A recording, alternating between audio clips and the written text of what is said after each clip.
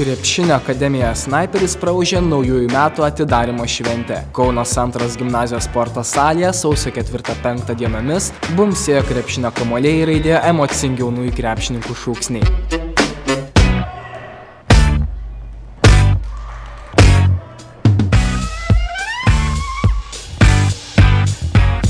Dvi dienas trukusioje šventėje netrūko gražių akimirkų, įspūdingų rungtynių, azartiškų konkursų ir be abejo geros nuotaikos. Šventė jau tradicija tapusių Snaiperio 3x3 krepšinio turnyru pradėjo vyriausiai 1998-2001 metais gimė krepšinio akademijos Snaiperis auklėtiniai.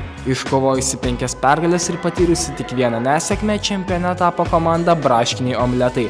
Antroji vieta atiteko ekipai 3 tankistų ir šuo, o bronzą tenkinosi komanda pavadinimu Kauno Snaiperis.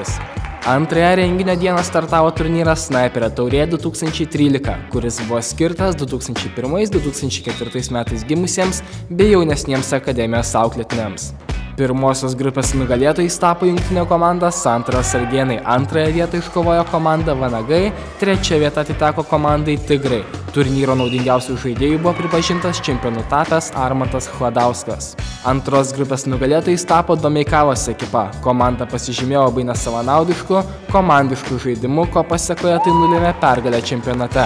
Antrąją vietą iškovojo Sargėnų komanda, trečioji vieta atiteko Santaros ekipai. Turnyro naudingiausių žaidėjų buvo pripažintas čempionu tapęs Joris Nedzinskas. Jis taip pat tapo supaprastinto žaidimo Karavanas nugalėtoju.